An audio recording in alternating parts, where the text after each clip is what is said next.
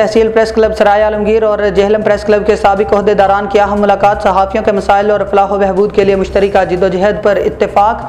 जेहलम से राजा जलाल की रिपोर्ट के मुताबिक तहसील press club registered Sarai Alamgir के साबिक general secretary doctor Tasawwur Hussain Mirza ने जेहलम प्रेस क्लब रजिस्टर्ड के साबिका फाइनेंस सेक्रेटरी सीनियर सहाफ़ी अब्दुर्रहमान कादरी के दफ्तर में खसूसी मुलाकात की। इस मौका पर दोनों सीनियर सहाफ़ियों ने मौजूदा सहाफ़ती हालात, मसाइल और सहाफ़ियों की फलाह बहबूद के अमूर पर तफसीली गुफ्तगू की।